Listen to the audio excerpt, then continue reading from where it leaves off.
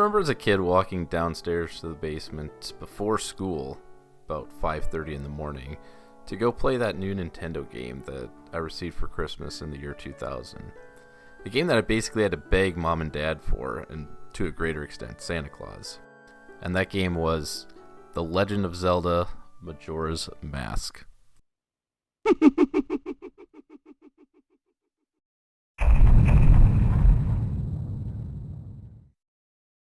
I have very vivid memories of my dad watching me for hours trying to solve the puzzles in each of the temples in this strange game that I so desperately wished for. He would watch and pretend that he didn't know what to do, but as I grow older, I think he did know what to do. I think he just wanted to see if I could figure it out, and it gave him a good excuse to buy me the strategy guide, which I, of course, took full advantage of.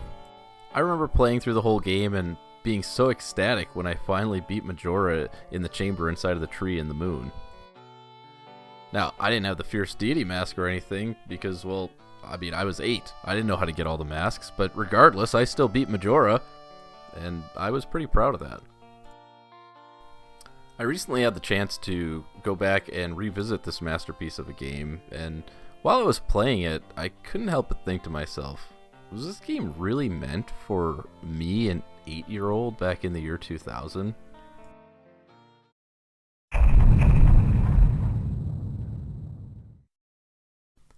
Development for Majora's Mask began in January of 1999, just 2 months after the release of the widely popular predecessor, Ocarina of Time.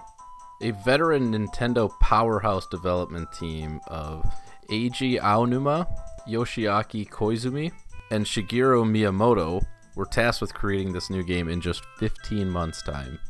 Also, forgive my Japanese pronunciation. I know it's bad. I went and did like 14 takes. I'm sorry.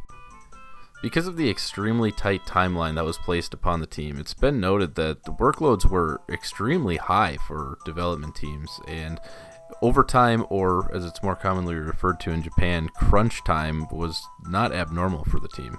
Reading the dialogue of some of the NPCs in the game, it's actually easy to see that some of the developers actually put some of their feelings of this overtime into the game itself.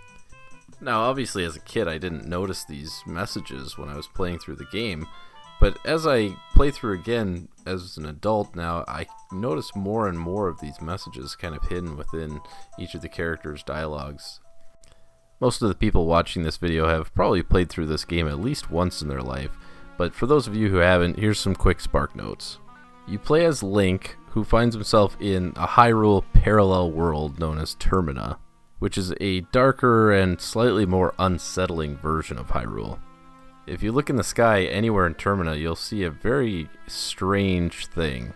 It's the moon, and it has, well, a face, of all things. What would seem to be kind of a goofy, weird thing actually kind of works in a game like this. The face has almost a demonic look to it, with eyes glowing orange and teeth gritted uncomfortably. It really does create an uncomfortable atmosphere. As you walk around Clocktown and talk to the different citizens, you find out that the moon is set to hit Termina in 3 days' time during the dawn of the Carnival of Time. And it's up to Link to save the world, basically. There are 4 different regions that make up the world of Termina, and each is diverse in its own way. Each region has a temple located inside of it that must be dealt with in order to liberate the giants who are guardian deities of Termina. These guardians are the only way that the moon can be stopped at this point. The 4 regions are as follows: Woodfall, which is a jungle biome type of region; Snowhead, which is the mountainous Arctic biome; the Great Bay, which is our sea or ocean biome; and Ikana, which is the desert biome. It is your job to free the giants in each of these regions to stop the moon from crashing into Earth, and then to stop Majora's Mask from taking over and destroying the world.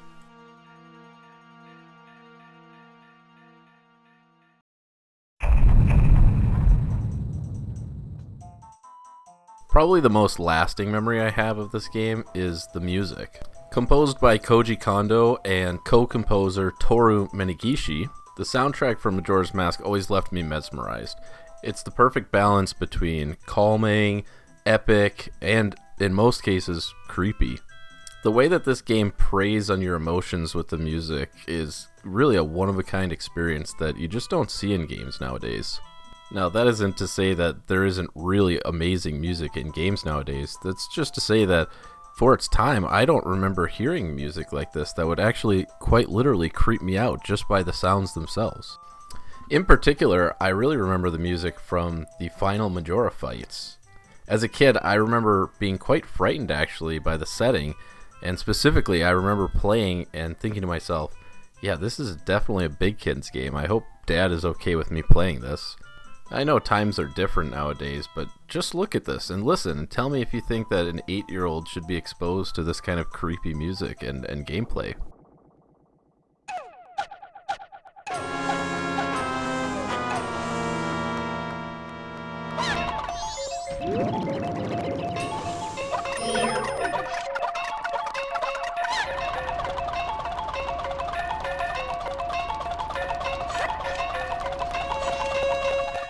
As an adult replaying this game, I felt an equal amount of uneasiness, albeit nowadays I can much better understand why the score was written in such a way, but that again begs the same question of, was this game really intended for an 8-year-old, or even kids in general? Or was this game intended for an adult audience? Either way, if the intent was to use the music to frighten and toy with emotions, it definitely worked on me both as a child and as an adult.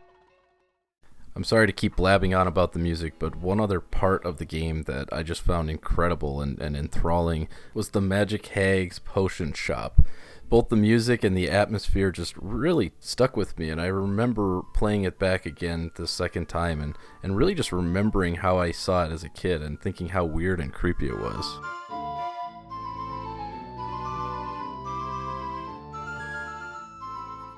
I just want to take a quick second and thank you guys so much for watching. For those of you who've made it this far, this is the first time I'm making a video like this, and it would be very helpful to me if you left a comment and let me know what you like or what you didn't like, because I want to continue to make these types of videos in the future.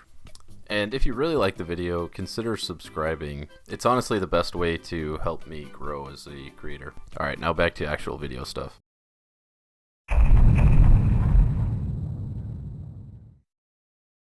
Like most Zelda games, Majora's Mask offers some fantastic visuals. Because of the time crunch that this game was on to be produced, many of the assets will be quite recognizable from Ocarina of Time.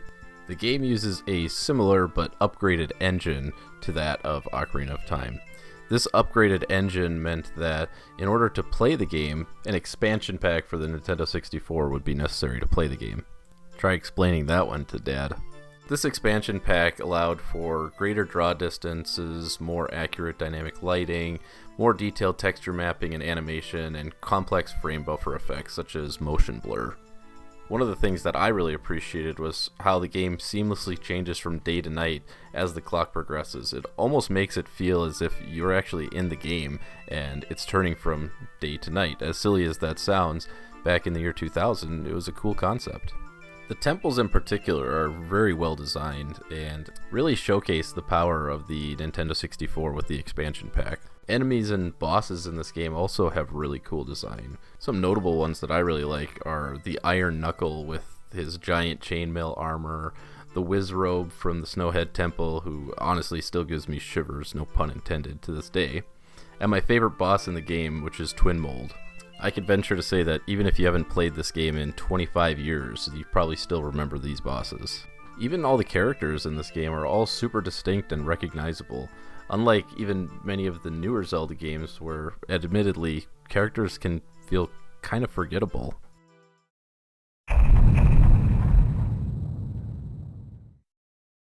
Alright, let's get to the point. Do I think that this game was designed for 8-year-old me, or kids in general?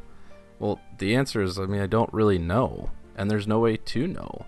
My best guess is that this game was just designed for anyone who loves a great story. It's not particularly difficult as far as the puzzles or combat goes, which definitely lowers the barrier to entry for younger players, but it also has an extremely deep story that adults can latch onto themselves. I even think that's part of the reason that Dad used to like watching me play, is not necessarily that he loved the game, but he wanted to see what was going to happen.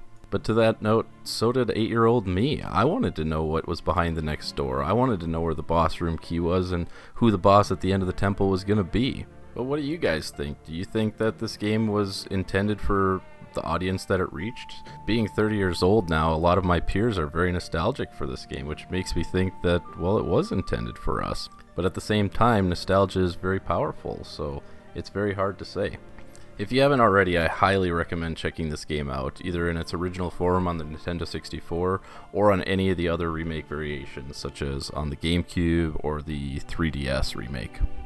And finally, guys, thank you so much for watching. Like I said, this is the first time I've done a video like this, so any comments that you guys have or suggestions for what I can do better in the next video are greatly appreciated. And yeah, thank you for watching. Subscribe if you want to see more, and we'll see you in the next one.